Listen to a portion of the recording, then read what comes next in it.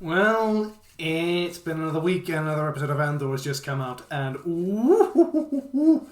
we're starting to see the rebellion come together. It's interesting to see how things are coming together. In the last episode, we saw the fact that Mon Mothma has come to the grim conclusion that the only way to get out of the mess she's in is to fight.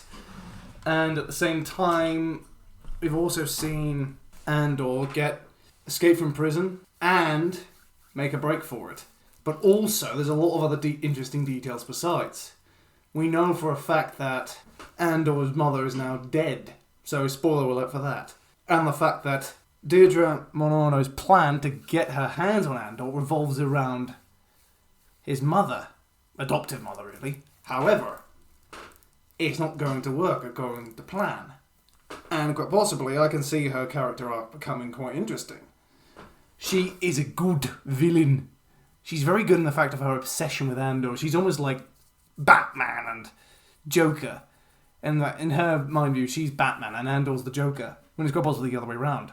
The other interesting thing, I think, is the fact that you've got all these different things going on. And basically, you have Mon Mothma she's been trying to support the rebellion for some time, thinking that if I just send some money into different accounts here and there, into a charitable fund, I'll be able to do it. But that doesn't seem to work, because Imperial inspectors suddenly want to know what all this fun was about.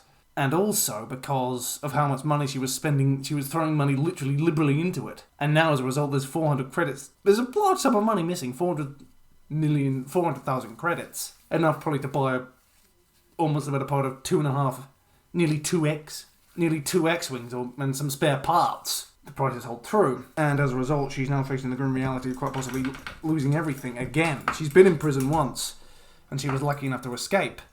She won't have to do it again. I think also is the fact of the grim reality that she's come across. The man that thinks she could trust in the rebellion has literally been telling her that the only way forward is armed conflict, and she's come to the grim conclusion that the only way to get out of this mess is to fight. That was a very good detail to see in the fact that Mon Mothma is not the stalwart Iron Lady she appears to be, but in actual fact she's very, very vulnerable.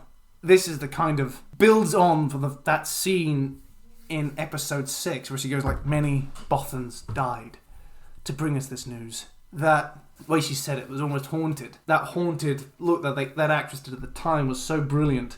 And we're starting to see what exactly all that was all about.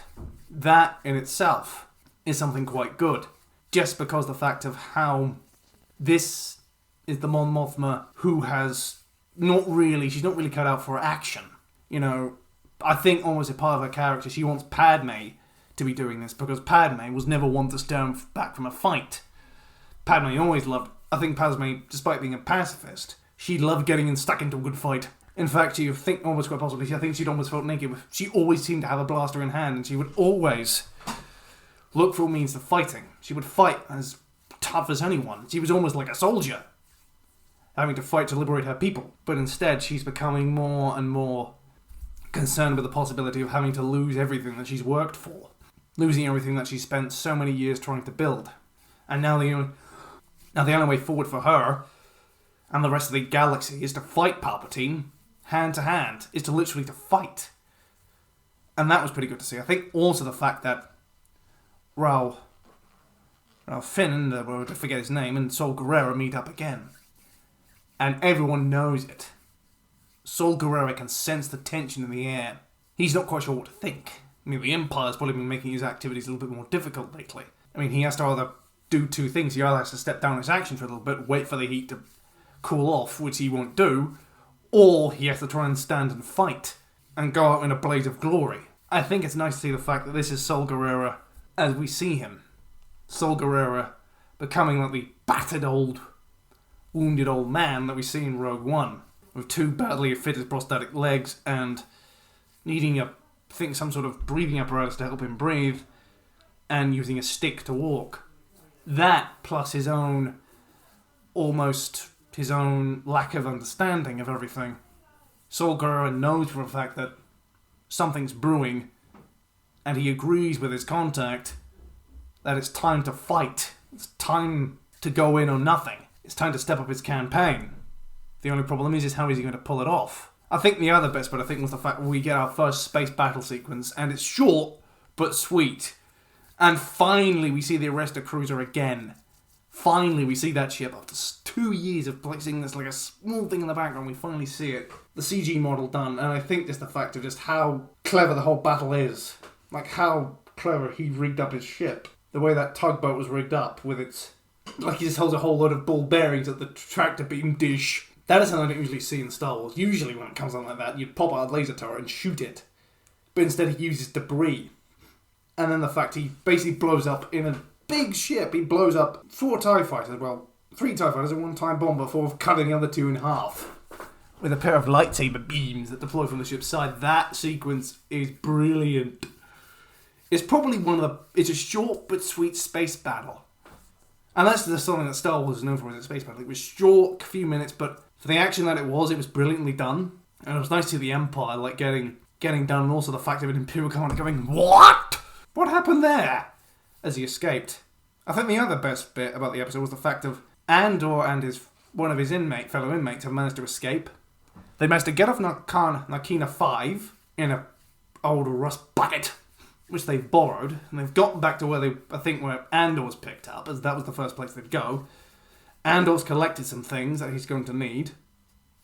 Probably given a couple of things to his fellow inmate, his comrade at arms.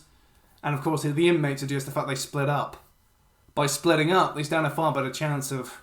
They double their chances, basically. Because someone has to know what's happened on Narkina 5 and what's going on throughout the Empire. The seeds of rebellion have been well and truly planted now, and the crop is going to yield its deadly harvest soon enough. The only question is when. The other good thing that was brilliant about this whole episode was the fact that it treated everything going on in the galaxy. It's been so nice to see up until this time how the Empire has been expanding and growing, and the fact the ISB, we haven't seen much of Dita Milano yet, but we're knowing what's going on. She wants to catch Andor. She's like the captain in Moby Dick, and Andor's Moby Dick. And the fact of, I can almost imagine her quoting that very famous line, "For hate's sake, I spit my last breath at thee." That one line, I think, sums it up perfectly. Seeing that, plus the fact that Andor is now quite possibly on the run, and now the fact he's loose. She thinks she's got him.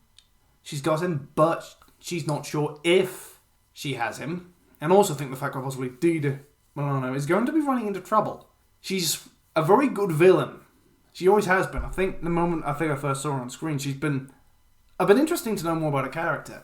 I want to know more about her as a character. Why does she think the way she does? Is she just someone who probably grew up in the Clone Wars and are wanting to prevent that from happening? Or is he just someone who's been so versed with Imperial ideology that she'll do whatever it can to protect it and try to prevent another rebellion? I think the other good thing is how quick it's going to start. The rebellion will kick off, probably maybe at the end, probably partway through Season 2. And it ties nicely into things like Star Wars Rebels, Star Wars End of the Clone Wars, and quite possibly maybe even tie in events with Bad Batch Season 2 when that comes out. So there's going to be a lot of overlap. A lot of nice details have come through, and I wish there was more of it. Well, I've been the Universal Challenge, asking you to please leave a like, comment, and subscribe, and I'll catch you in the next one. Cheerio!